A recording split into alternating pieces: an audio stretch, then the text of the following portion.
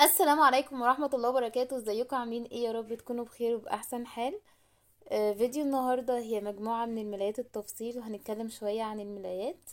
لو انتي عروسة بتجهزي هتحتاجي ملايات كتيرة، ففي ملايات هتجيبيها تفصيل وفي ملايات هتشتريها. فانتي تقدري تشوفي المجموعة كويسة، كبيرة فيها اشكال كتير مختلفة.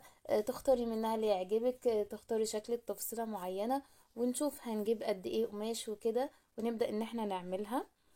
الملايات دي اسمها ملايات كالوش او كرانيش، بتكون فيها كشكشة كتير كده من على الجناب.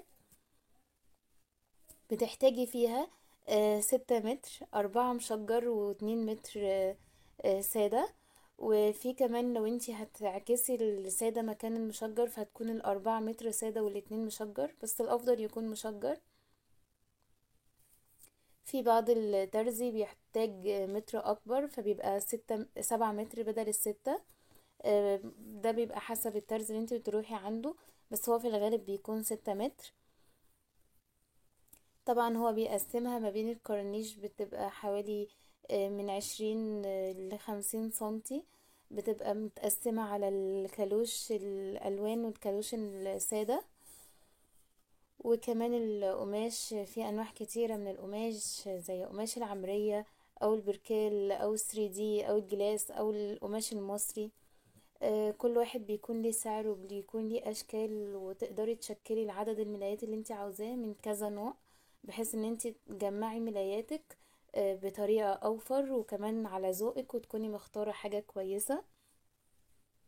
انا عروسة وبعمل كده زيكم، يعني بنزل اشوف القماش ايه، وببدأ ان انا اشكل الملايات بتاعتي على ذوقي، علشان احيانا كتير الملايات الجاهزة مش بتكون عجباني شكلها كامل، فبحب ان انا اعملها على ذوقي وكده.